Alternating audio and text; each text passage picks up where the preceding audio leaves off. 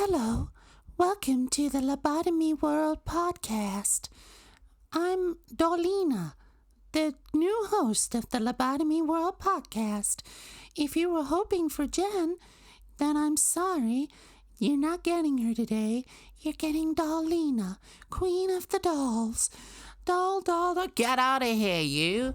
Who the goddamn hell do you think you are? This is my podcast, the Lobotomy World podcast from Jen Ives, okay?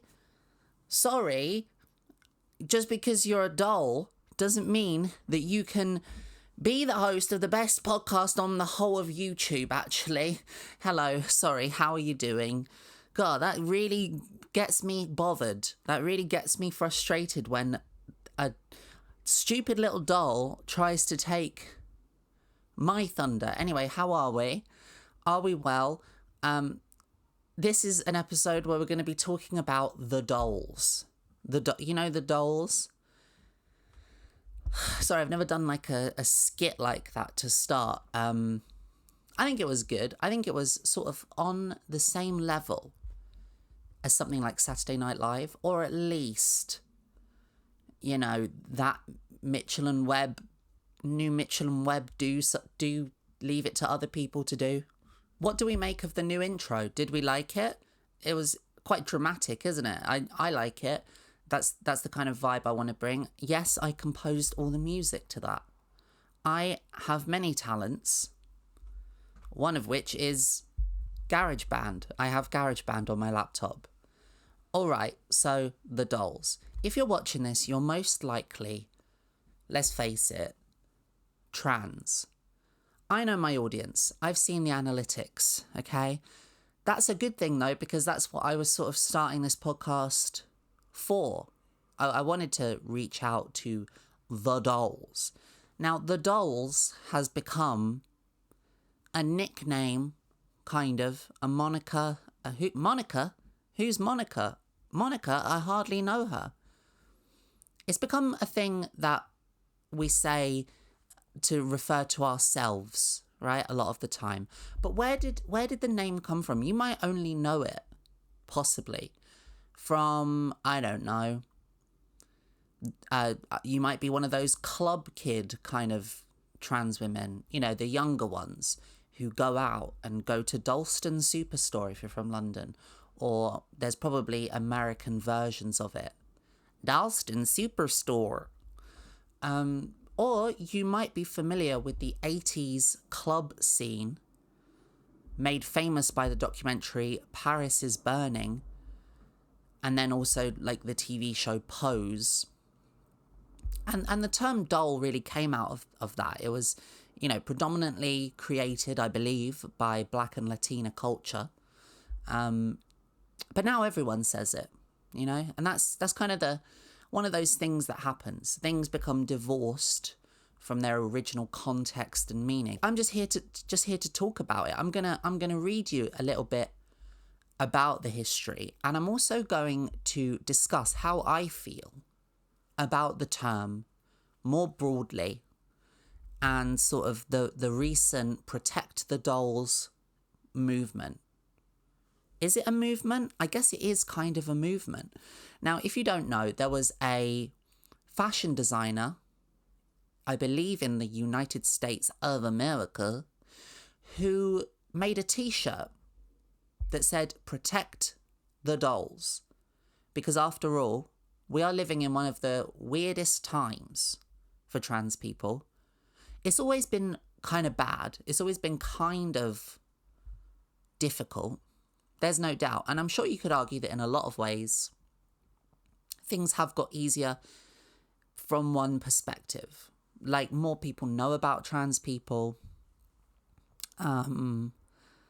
Certain acceptability in certain cultures, blah, blah, blah, has there are pluses to it. But I believe that things are still, they're kind of like, they're a different kind of difficult now. They're sort of, it's almost like, we made progress on some things, but then we went backwards on For every one thing we made progress on, we've gone backwards like 10 other things. And that's not our fault. You know, there's this common misconception that we've brought it on ourselves for being too out there, for being too, I'm going to say it, uppity.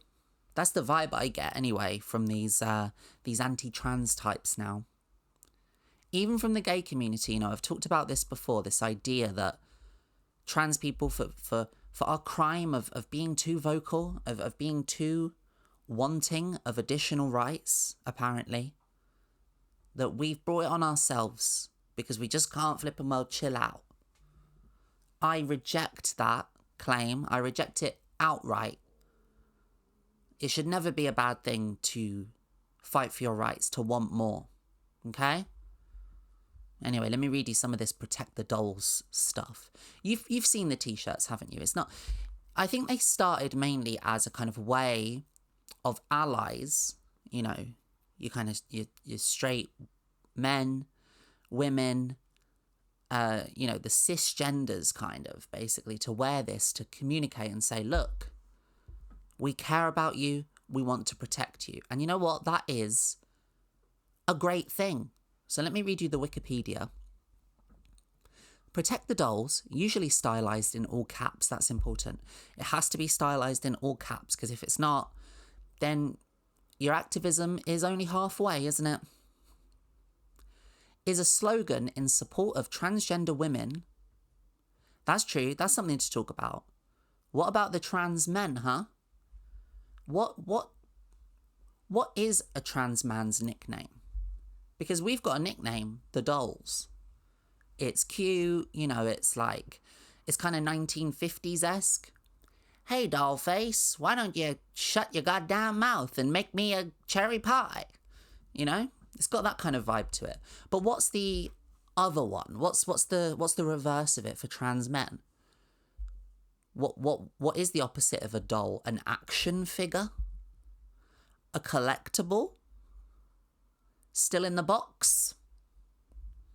It doesn't seem fair, does it? Because we want everyone protected, not just the dolls. I guess it's because the dolls, i.e. trans women, I guess it's because we are certainly for the most part more visible. Not always, but a lot of the conversations being had, a lot of the vitriol is sort of aimed at us.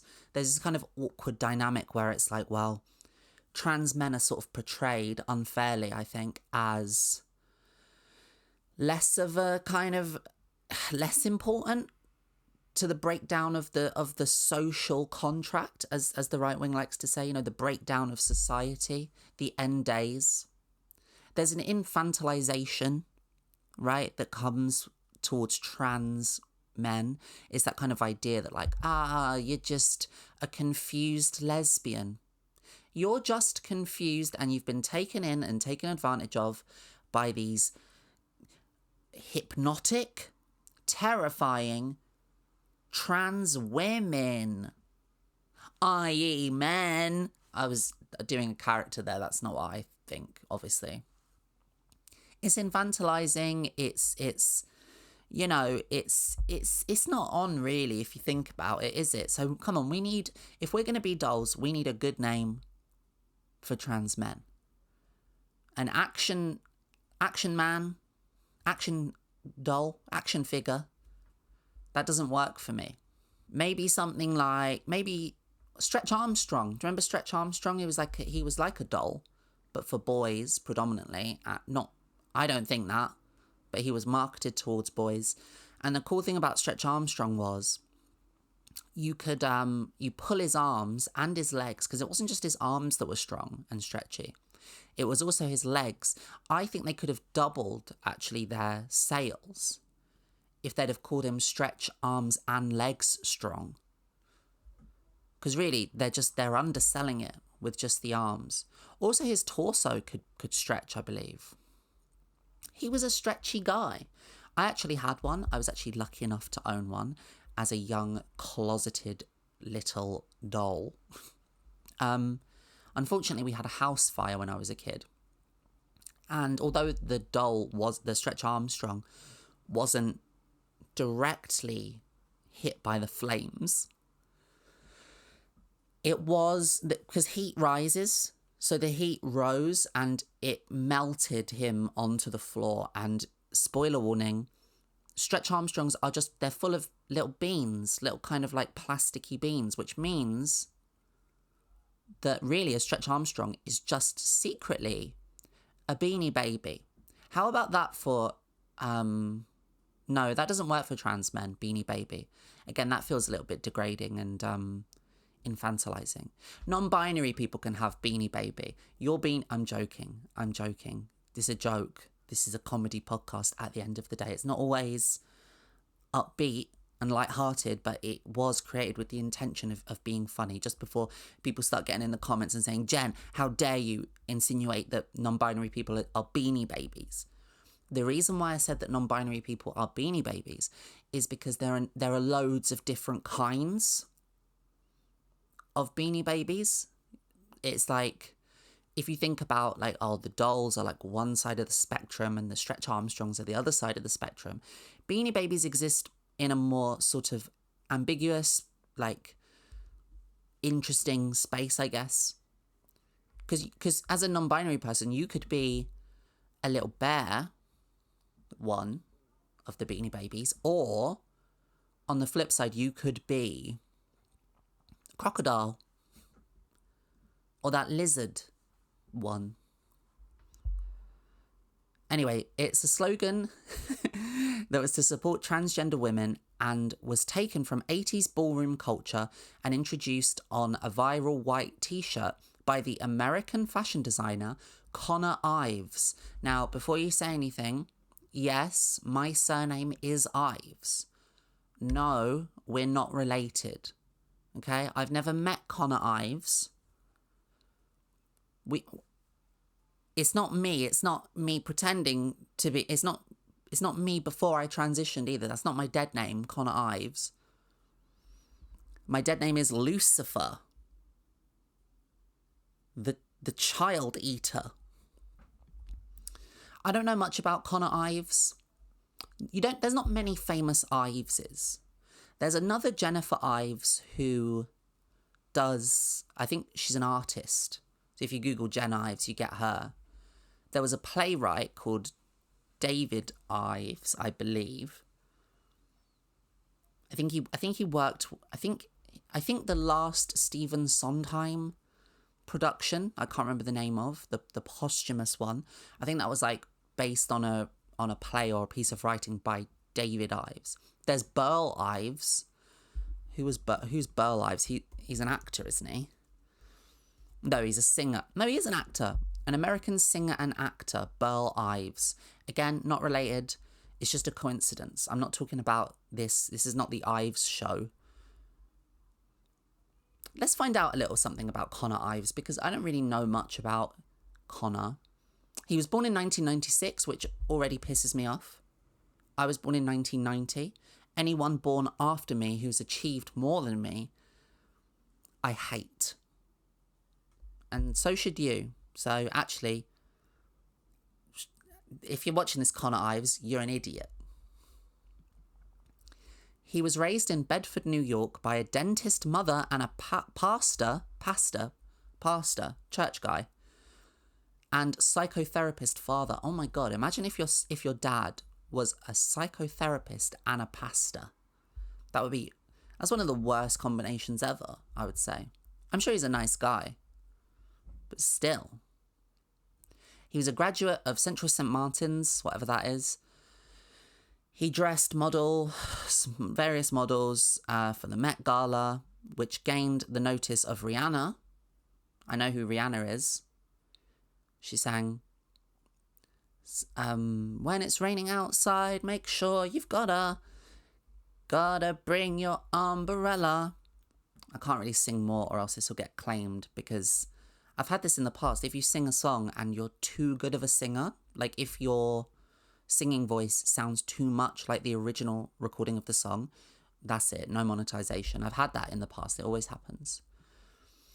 And she hired him to create her first Fenty collection, which is cool. So this is a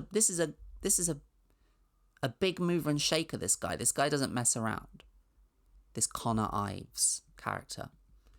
Rihanna, I feel like Rihanna to me is one particular Rihanna song to me represents gay bars 100%.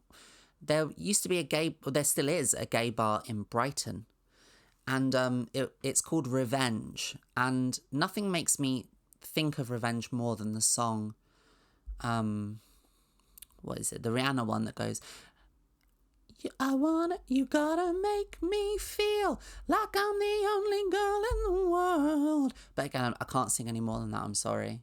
Come and do karaoke with me sometime and you'll see. But I feel like gay bars, they always play that. That's like, I know there's a stereotype of like YMCA or whatever. I have heard YMCA in a gay bar, but I would say Only Girl in the World by Rihanna is the quintessential gay bar song. They'll play it like 3 or 4 times in a single hour. He also put out his own first collection while still in school. Okay, show off. He's especially known for the t-shirt dresses he was hired by the London fashion boutique Browns to design for them. And then he's done loads of other stuff. He's got loads of accolades.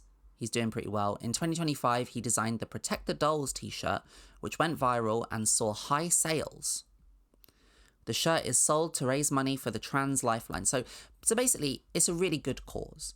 And when I first started seeing the Protect the Dolls t-shirt, I wasn't against it, and I'm not against it now. I think it's a cool thing. I think as trans people, as a community, sometimes I think that we're in such a precarious, weird, difficult position right now that anyone who's willing to come out and say, to protect us, to say, listen, lay off these dolls a little bit, I'm okay with it. If it said protect the trannies, I'd still be okay with it. Like, it's the sentiment of it that I'm more on board with. And this is something I was thinking about recently, is that, like, doll, we say it to each other sometimes. Like, you'll meet a friend and you go, hey, doll, or something. And it's like a post-ironic kind of knowing, campy thing that we do. We know that it's imperfect. We know that it's not necessarily great as an all-encompassing term for us as a community. But it's a bit of fun, isn't it? It's a bit like when we say that Myra Hindley is our, icon, like fashion icon, like go off queen Myra Hindley. Like, I say that a lot. Like, I'm always telling people that Myra Hindley is my hero. I mean, I don't mean it, obviously. I don't mean that she is. It's just that I think queer people have a compulsion to take reprehensible figures and then ironically pretend that we like them. It's just something that we've always done and we always will do. It's camp. It's a bit of camp. Read Susan Sontag, you'll understand. So it says here, first appearing in public at the end of his London Fashion Week show in February 2025. It was worn by several celebrities, including Pedro Pascal, who obviously he has a trans sister. I said trans sister, not transistor. I'm not talking about a bloody radio, transistor radio. No, his sister is a transgender woman, a doll, honey. And also, Pedro Pascal is himself. Again, I'm probably not allowed to say, but I reckon, if I had to bet, I'm about 80% sure. My gaydar's been wrong before, but on this occasion, I don't know. There's something going on there. He's in the community. He's somewhere in the community. He's on the spectrum. Let's just say that. Pedro Pascal, Troye Sivan, like Troye Sivan, he has that song that I like. That's like,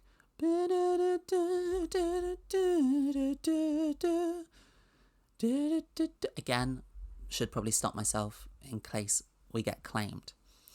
And Gregory Duquette, who's that? I don't know who that is. Let me find out who Gregory Duquette is. Gregory Duquette, he's French, and I think it's pronounced Douce. Gregory Douce. Born the 22nd, I don't care when he's born. He's a French politician. Okay. He's part of the French Green Party. So, him. The thing is, a lot of celebrities have worn it. I would argue there's a lot of celebrities who are possibly more well known than Gregory Doucet. But, you know, Wikipedia just goes with what it goes with. I'm not going to argue with Wikipedia. Ives came up with the phrasing the night before his show, and it has since become a phrase adapted by the wider lgbtqia+ community. Well, yeah, I mean, I don't want this to be too misleading. Connor Ives did not come up with the term the dolls. You know, like I said, it started in the 1980s ballroom culture, predominantly used by Black and Latina performers. If you haven't seen Paris is Burning, it's really great. It's a documentary about that culture, about that scene. And, you know, I'm white. So really I'm white and I was born in 1990. So that really is my like education on that. You know, I saw that quite a long time ago, that film, and I was like, this is amazing. I wish we had something like this, but we don't. And it's one of those things that like you just can't replicate. Do you know what I mean? Like a lot of people try to replicate it, but it's kind of like, it's of its time. It was probably, what the documentary taught me is it was a very difficult time. And there's some real like beautiful people in that documentary. Some real, I'm not going to lie, there's some tragedies, some tragic figures. There's, you know, it's gay life in the 80s. You do the maths on that, you know, but I'd still recommend it. It's very heartwarming. I know that there's some argument about the director of that documentary. Some people feel like she took advantage, and that some people even like in the documentary feel like she, you know, misled them or took advantage of them. I don't know all the details of that. I know that though, so like look that up. I don't know. But it's still, you know, a great documentary and a really amazing time capsule of a moment. But the reason I, you know, want to bring up the context of it is very important, right? Because the original meaning of the word doll, like what it was referring to when it said doll, when you called someone a doll in the club scene, it really was, it was basically to refer to a trans person, but not always a trans person, but predominantly a trans woman who passed really well, who was like super femme, like super like fish, as you might say, if that sounded less like Drag Race and more like that guy from Twin Peaks, who's like, there was a fish in the percolator. But the point of it was to say like, you are passing really well, you are the illusion, honey, you know, that whole kind of thing. And the fact that this movement is kind of started in the fashion industry. I guess what I wanted to just talk about in this video is just some of my kind of discomforts with the term. Maybe just I want to emphasize I'm not against it. My point of view of it is that like it's generally positive and that it brings a lot of happiness and sense of community to trans people, which I think is like really, really important. Also, you know, we can rarely decide on anything as a group a lot of the time. There's a lot of infighting in the trans community, and I think it's kind of sweet that we've kind of settled on this. And like, let's face it, it's either doll at this point or tranny or faggot, and those aren't coming back, you know. Oh yeah, trigger warning, I'm going to say tranny and faggot sometimes. The t-shirts have followed the election of Donald Trump, who has recently declared that the government would only recognise 2 genders. Do you remember when he said that? That Donald Trump, I'm not a fan of him in this house. If he came to my flat and said, can I come in for a cup of tea? I'd say yes, because I'm British and I have to by declaration of the king. But when he was in here, I wouldn't offer him a biscuit, because you don't have to do that. But if you don't let someone into your house who asks for a cup of tea, by British law, you can still be beheaded. And you can look that up, that's true. Anyway, the t-shirts came amidst a rise in popularity for t-shirts with slogans in general. I don't know about that. That seems like a weird thing to notice. Like, I don't think slogan t-shirts have ever not been in vogue. Like, people love slogan t-shirts. Firstly, sloganeering is one of the most important things when it comes to social causes, activism. Well, not one of the, it's an important thing. Okay, you've got to have a good slogan. And I suppose what they're trying to allude to here is MAGA. They're trying to say that, like, oh, you know, MAGA's this huge movement. They've got slogans. You know the slogans they have. Don't be gay. Make America empty. Just get everyone out of it. Catchy slogans like that. And I suppose, like, what they're framing this as is like, we've got slogans too. We can fight back against your slogans with our slogans. Protect the dolls. Now, personally, I don't really use the term an awful lot. It doesn't really come up much in my day-to-day life, except for in a, again, as I said, ironic context. Like, sometimes I will embrace it. I've certainly experimented with it, the term. You know, I've tried to embrace it into my vocabulary and things like that. I think the biggest problem that I have with it is that I think I'm too old. Okay?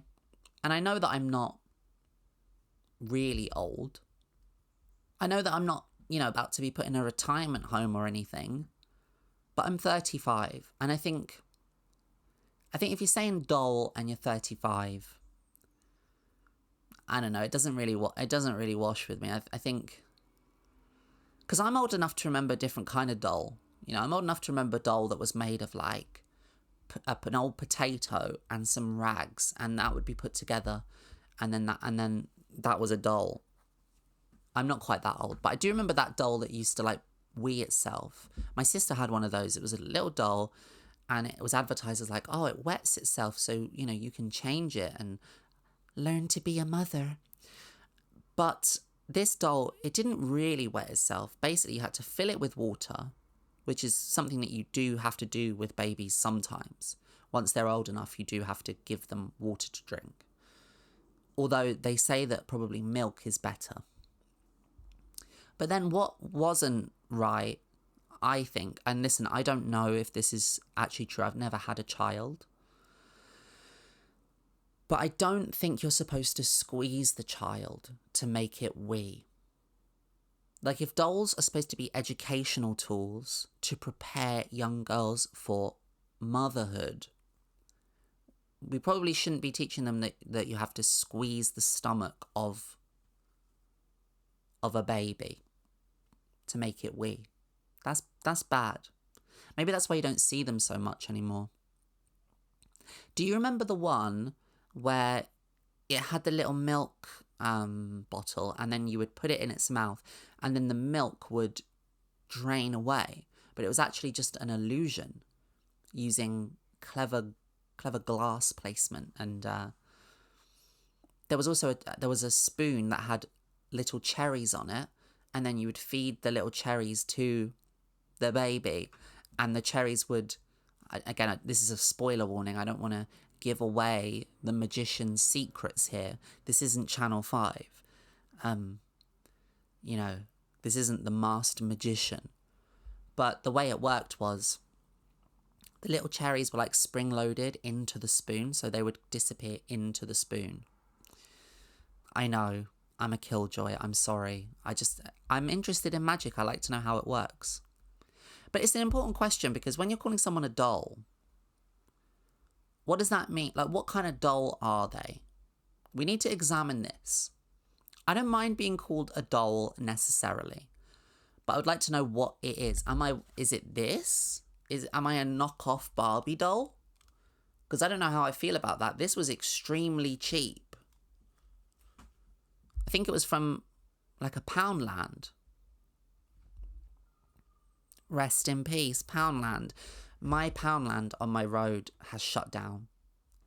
And I'm kind of devastated about it because there's a couple of little bits that I used to get from Poundland. I don't do my whole shop there. You know, I don't rely on Poundland for everything. But there's a couple of things that it has that you can't argue with the value on. Razors, shower gel, mainly stuff like that. Hair bands. Although I will say that the last set of hair bands that I bought from Poundland were very shoddily put together. I don't know if anyone else is having this issue at the moment, or if it's just because I buy them from Poundland, or I don't know, maybe other shops like Superdrugs or Boots, maybe they do a better strength, better quality of hairband. But these hairbands, firstly, you can see where they've been glued together. I don't think a hairband should really be, I don't think it should have a seam that's been glued together. I think it should, why don't they just cut hairbands out of one piece of elastic? Like, why can't they do it like an onion ring, or, you know, an elastic band? You know, they're all snapping is what I'm trying to say. They're very, very weak, and a pack of 100 hairbands turns to about 20 hairbands pretty quickly. So, but Poundland did do some very, very good stuff. They did some awful stuff as well, but I'm grieving. I'm sad to see it go. The Poundland on my road at the moment, it's a husk. It's been completely hollowed out. And me and my boyfriend have been thinking, what's it going to be? We've been saying, what do you think it's going to be now? I'm hoping for a Blockbuster. He wants a bloody CEX. Not really. I don't know if we need more of those. It'll probably be, knowing my area, some wanky health store that I will not be able to even afford to go into. But what I understand about the term doll, or the way at least I perceive it as somebody who lives in London currently, is that doll culture, as it stands now, outside of the internet, is a sort of club culture. Like, really, the dolls are young, they're pretty, they're skinny for the most part, they're white. You know, I'm gonna say it, they are. Not all of them. Again, I'm speaking in generalizations here, but from what I see as a person walking through the world, that's what I see. And that's not a good thing, you know? And look, I am white. I've already admitted that. I've already confessed that, but I am not a club kid. I've been to clubs, but generally, as I get older, I have realised that is really not my scene. I'll tell you what I like. I like to sit down with a good book. I'll sit down with a good book, bit of pizza, maybe a cup of tea. That's my Saturday night sorted. Oh no, none of that ketamine for me, please. Far too old for all that. Doll is, I think, primarily embraced by the young people. Because us older transgenders, you know, like me, I mean, I've been on this scene, I've been on these transgender streets for about 13, 14 years.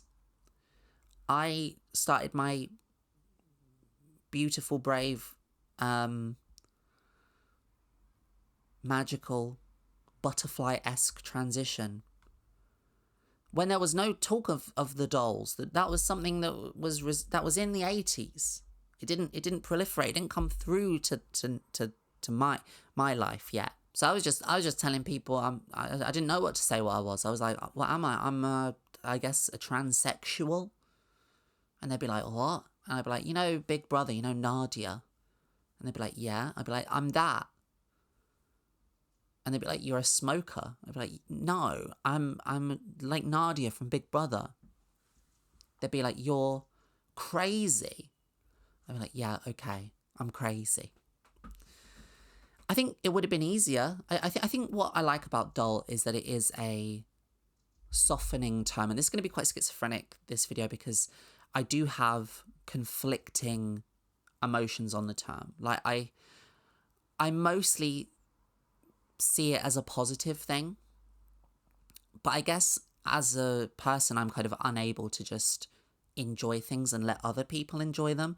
I have an impulse to overanalyze and find the fault in things. So that's what I'm kind of doing here. Don't take this as me being like, if you use the term doll, or if you embrace protect the dolls, you're an idiot. Or, that's not what I'm saying. I have said that I do embrace it for the most part. I would wear one of those t-shirts because I agree with the sentiment of it. It doesn't bother me that I don't necessarily like being called a doll or whatever. Sometimes it's just the sentiment, isn't it? That's the thing. It's like, okay, like a lot of activism that comes out of allies, like a lot of things that allies do, is obviously going to be flawed, isn't it? It's like the Danish girl, right? I know that the Danish girl wasn't made with bad intentions. I remember watching interviews with, and like reading things and listening to podcasts and all that kind of stuff with the director and with Eddie Redmayne and all the people involved in it. And because I was excited about seeing that movie.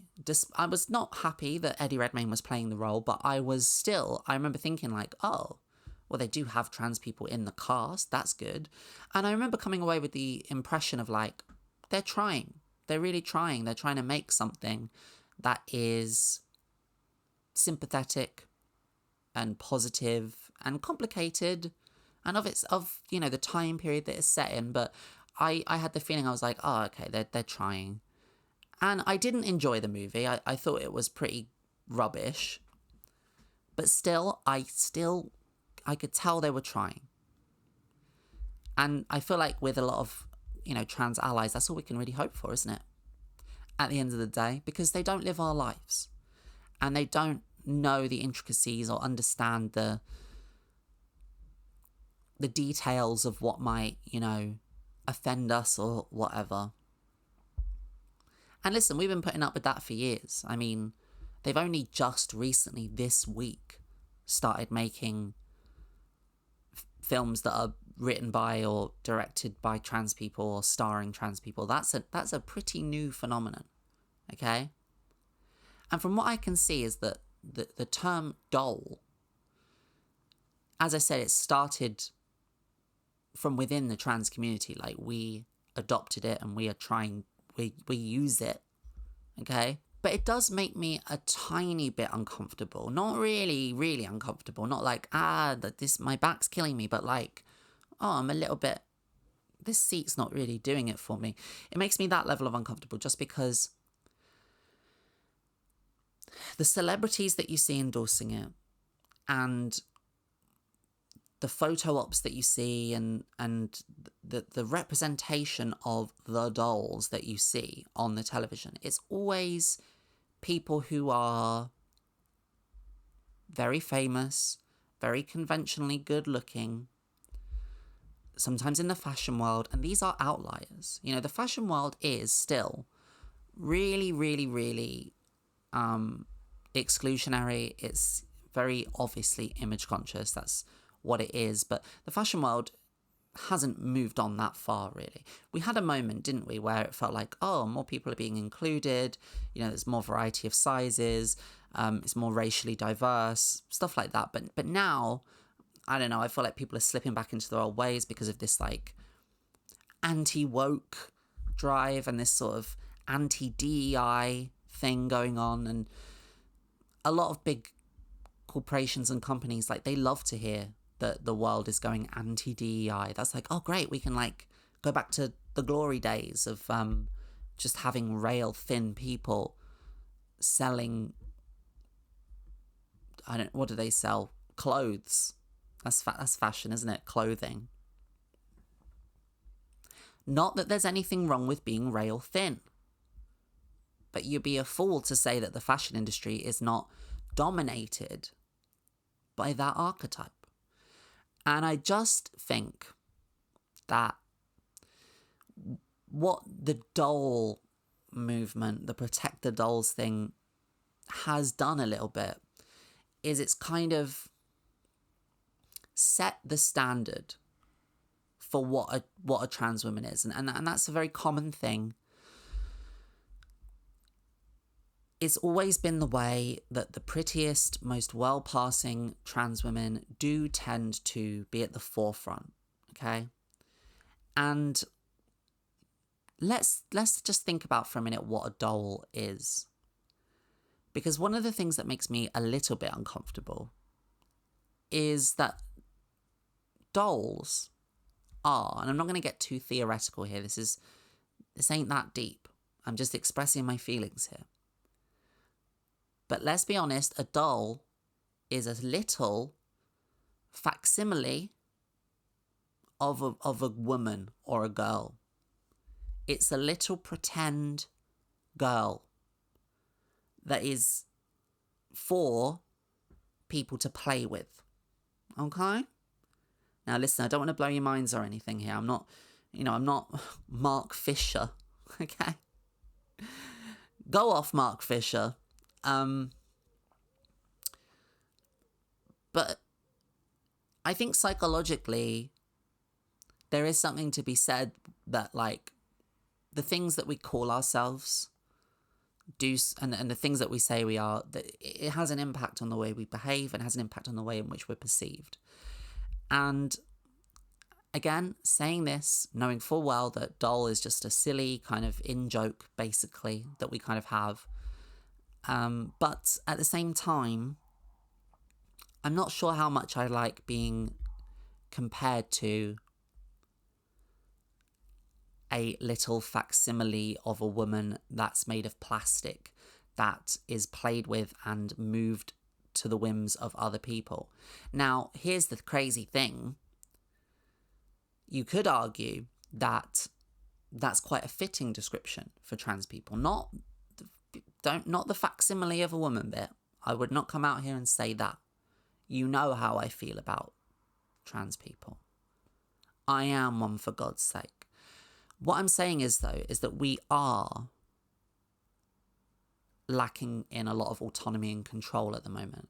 Our lives are moved around at the behest of other people. We don't have much going for us right now in the way of freedom or choice.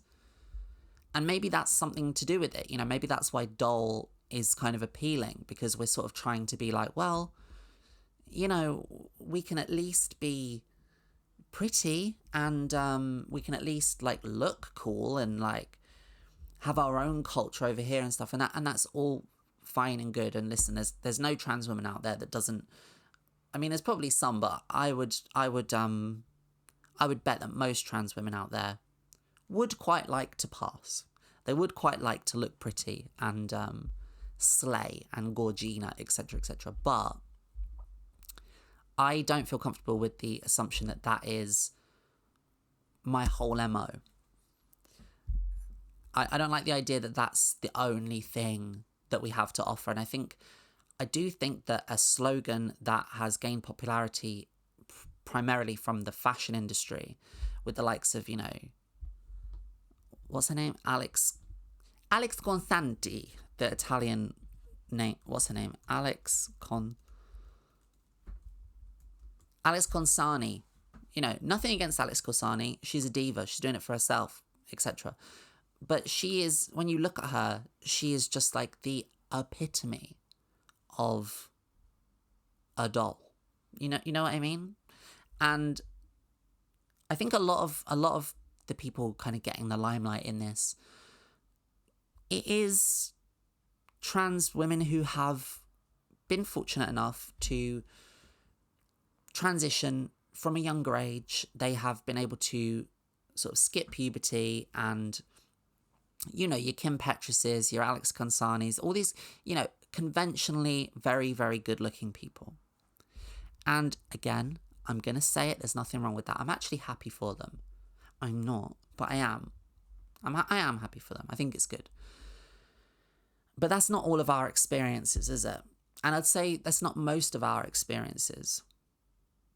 And I would say, you know, that if we're going to be honest, trans women that have that experience do have a different experience than we have. If we're going to talk about intersectionalism,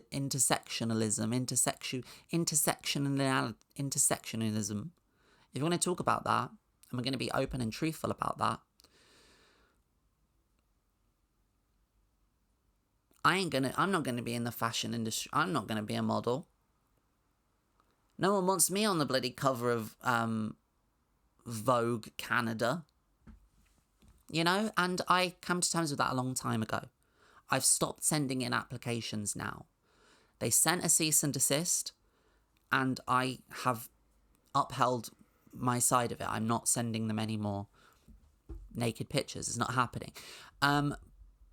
But you know what I'm trying to say, don't you? I'm just trying to say, basically, in a very rambly way, that the poster child for the doll is usually quite doll-like, quite fey, quite high femme. And you know what? God bless them. If Alex Consani came to my house and asked for a cup of tea, I would let her in legally, and I would give her a cup of tea, and I would offer a biscuit, because I know that she would decline it, and then I could eat her biscuit, because she's a model. Do you get it? That's a joke that I'm making about models not eating very much. And she's more than that, you know. She's a very funny person, and she's really great at social media, and she's got probably a lot of really great things coming to her. And I guess my frustration is that, like, I think all trans people should be viewed with the same level of basic respect. I guess here's my main worry about the term. And again, I say to you that it's not a huge worry. It's just a little thing on my shoulder going, think about this. And that would be that I want to be known for my brain. I want to be known for my big, clever brain, and not so much just how I look. Sometimes I look nice. I know it may be hard for you to believe.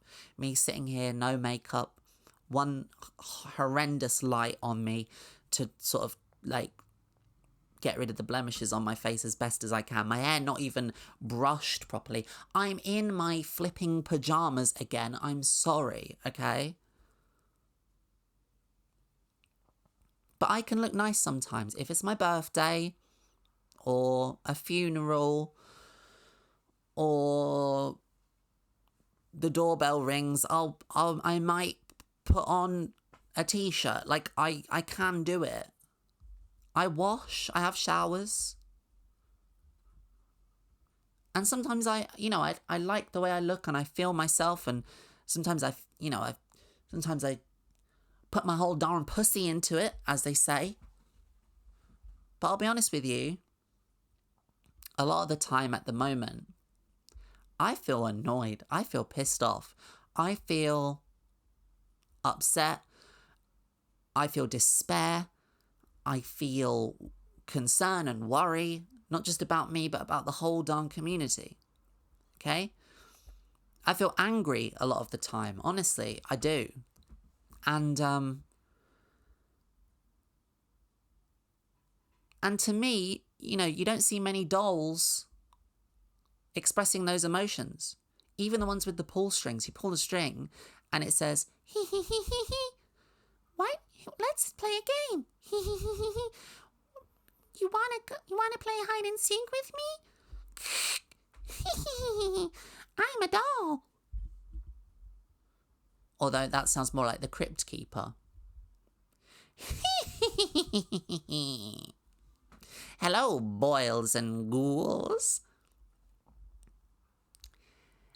And non-binary folk. I couldn't think of a pun, but most of the people watching this will not even know who or what the Crypt Keeper is. And that's totally fair. It's totally okay. So I was thinking about this whole doll thing, and it got me to thinking about the Barbie movie. Do you remember the Barbie movie when they were like, we're going to make a movie about a toy. And everyone was like, that is so dumb. How are you even going to do that? And then they were like, but it's a modern feminist allegory, actually, hidden as a commercial, money-spinning Goliath blockbuster. And they were like, okay, but we don't really see it. And then it came out and was like one of the biggest hit crazy movies ever. And they got flipping, what's her name to do it? Was it Greta Gerwig? Greta Gerwig, who wrote... Yeah, they got Greta Gerwig to do it, who wrote Barbie, and she wrote Frances Ha, which I really liked. And she made Lady Bird, which is one of my favourite movies, okay? That's a little piece of trivia for you that you probably didn't know about me. Lady Bird is one of my favourite movies. So when I went to go see the Barbie movie, I was thinking, this is going to be like Lady Bird. It wasn't like Lady Bird, but I did like it. I'm going to just say that off the bat. I did like the Barbie movie. I haven't had any desire to see it again, but I liked it. I thought it was interesting. I thought it was about as good as a movie based on a Mattel toy could be. And for that, you have to give credit, you know. In the wrong hands, that movie could have been so much worse and more forgettable and a terrible thing. And the fact that they managed to put any sort of messaging in it, the fact that they managed to make little girls feel good about themselves is great. I didn't love the side plot about like the mother and daughter. It felt a bit contrived, and I wasn't a big fan of all of the like... I don't like films that like are half musicals, that kind of pretend to be musicals but only just have a couple of songs. It's like, why don't you just be a musical? Some of the humour fell flat for me as well. I wasn't like big on some of the very broad humour, you know. But that's just like, I'm really just like clutching at straws there. Like, it was good. It had a good look to it. The cast was very funny. But the reason I'm talking about it, right, is because Barbie... obviously, is a doll. She's not just a doll. This is a doll. Whatever this is, I don't even know what this is. But Barbie is the doll. She's the doll of dolls, the queen of the dolls. There's never been a doll more respected than Barbie. Okay? And for that reason, I think it's worth talking about, because that movie had a big impact on the culture, I think. Everybody was Barbie mad at the time, and a lot of my friends were sharing, you know, the little Instagram things where they were like in the Barbie box, like, I'm Barbie, you know. And one of the things I was sort of most interested to see when I went to see the Barbie movie was the character being played by Harry Neff. You know Harry Neff? She's a transgender woman. She's an actor. She was in Transparent. Don't know if you saw that. I kind of like Transparent. I think Transparent has some good things. I think it has some terrible things, but she was good in it. And I was really interested because I was like, oh wow, they've cast a trans woman to be a Barbie character, right? So my mind is spinning. I'm like, I've heard this is going to be a feminist allegory. Like, what are they going to do with the Harry Neff character? Will it be addressed that she's trans? Will they make some clever sort of reference to the disimportance of biological essentialism? Unimportance. I don't think disimportance is a word, but it's better than unimportance. I don't like unimportance. Disimportance. But will they do something clever with it? You know, will they try to communicate that, like, it doesn't matter how you're made, what it matters how you live, or something like that? You know, there's so many things they could have done. But it wasn't addressed. There was no effort to address trans people at all. She was just a background character. She had like a couple of lines, and it was mainly just her shouting. And it made me think, like, okay, so that's where we actually are right now.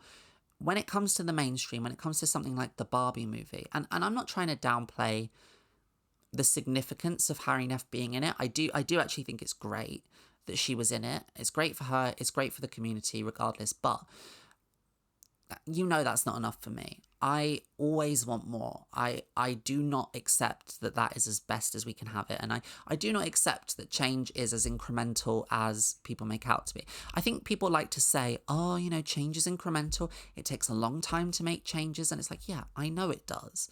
But also time works differently to that. Like, it's a bit like with technology. You know, technology. You know, like when the first iPhone came out and it was like kind of crappy, but it was like kind of better than what had come before. And then the second one comes out and it's like, oh, it's kind of the same. And then the third one comes out and it's like, it's kind of the same.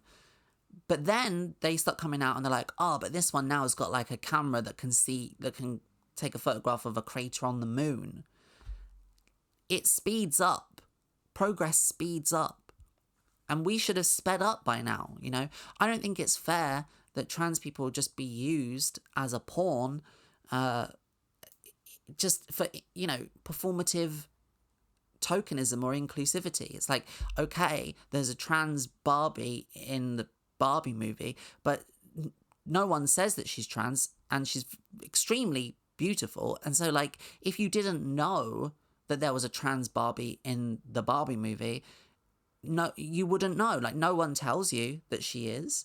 And I know there's an argument there to be like, oh, well, you know, that's not inclusion. Inclusion is just she's there and that's great. But no, it isn't, because we're not living in a time where that is enough. We need people to be outspoken about it. Like Barbie should have been wearing a Protect the Dolls t-shirt.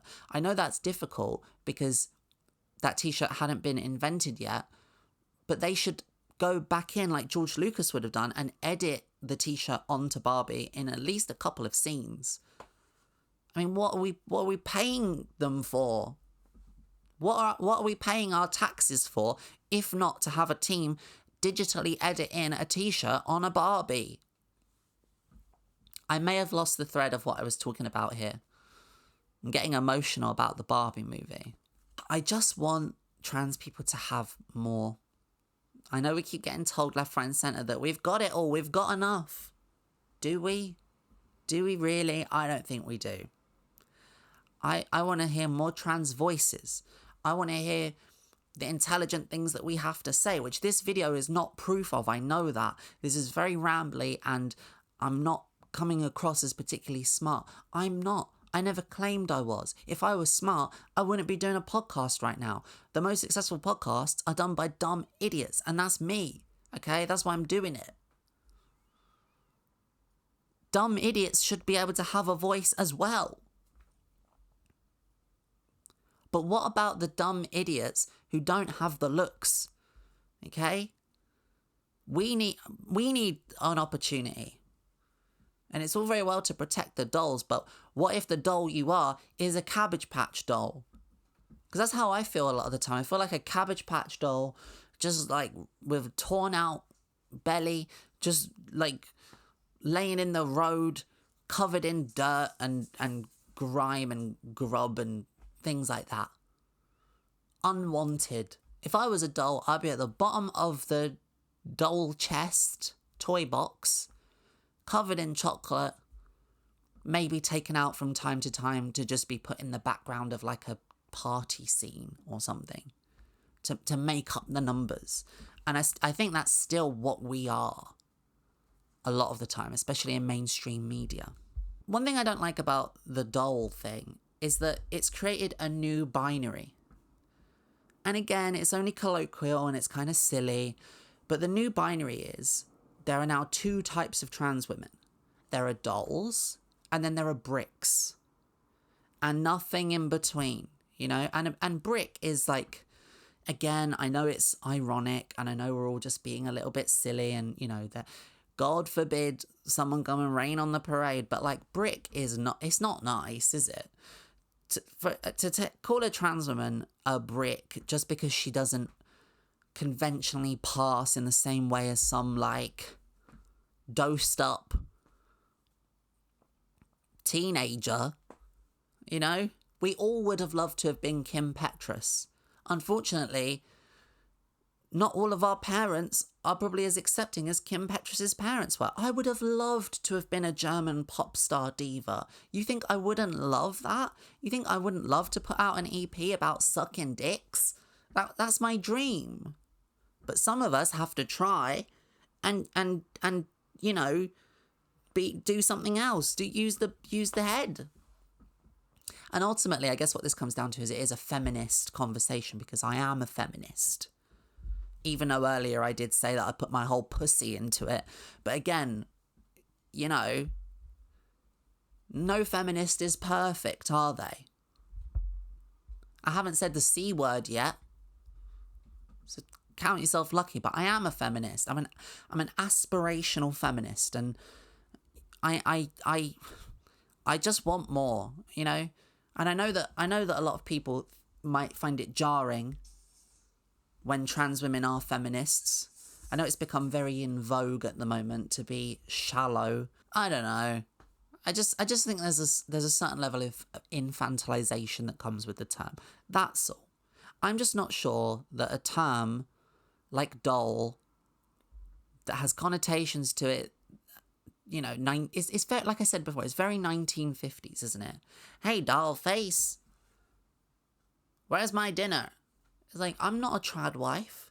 That's not what I signed up to be. I'm a mess. I'm a flipping mess. I don't know what I'm doing from one day to the other. But if you like it and it makes you happy and gives you a sense of community, that's fine. And like I said, I even also kind of like it. There is definitely something about the doll movement that I like.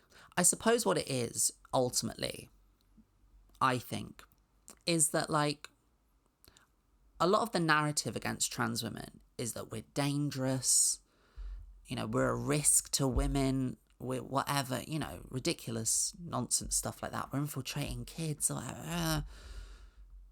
And I suppose what the doll thing does is it kind of softens us a little bit. It kind of makes us look like safe and inoffensive, and like we're like a caricature, or like we're ditzy, a bit bimbo-y, you know. And it's like, okay, there's a place for that. I'm saying I understand, I think, where some of it comes from. But I'm conflicted. You know, I really genuinely am. This isn't like the blowhage shark thing. I'm not conflicted about that. I know how I feel about that. I dislike the shark. Okay? I dislike all sharks.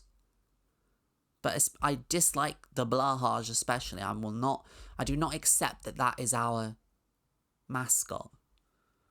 But the doll thing, I'm empathetic to. I'm softer on it, you know?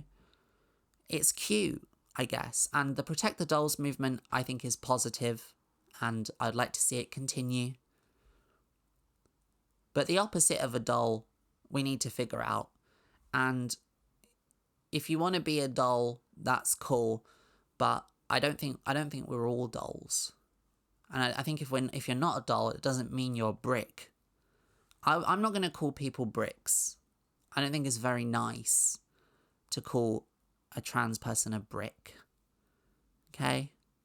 Also, who decided that was the opposite of a doll? A doll is not the opposite of a brick. You know what bricks do? Do you know what they do? They build.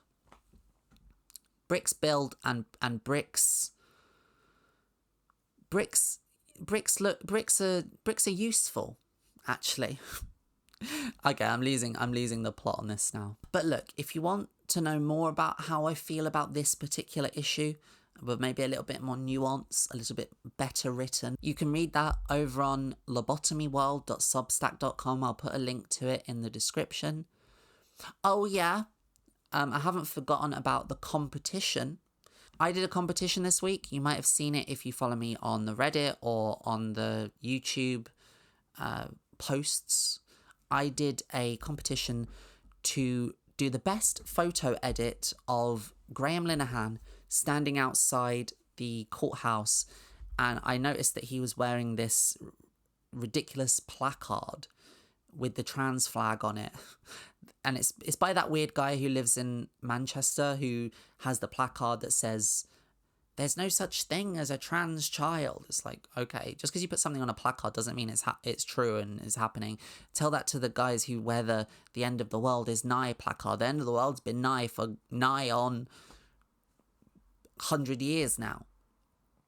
But he put it on and was like, so I was like, okay, I'm going to edit this so it just looks like he's just wearing the trans flag. And then I put it out and I said, here, you do your own one. And I said, you win a prize if I like it the most.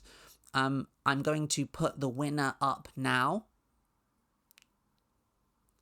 Congratulations. If it's you, send me a DM somewhere, either on my Instagram at I'm Jen Ives, or send me an email, jenivescomedy@gmail.com, and we'll get your address, and I will send you a signed copy of the first ever Lobotomy World zine that will be finished this month, and some free Lobotomy World stickers that I have also ordered. So that's nice, isn't it? And if anyone here would also like access to get that, all you have to do is join the Patreon at one of the 2 slightly higher tiers. And my Patreon is patreon.com/lobotomyworld. And you can get the zine and the stickers as well. How lovely is that? And I might make the stickers available publicly, but I don't know.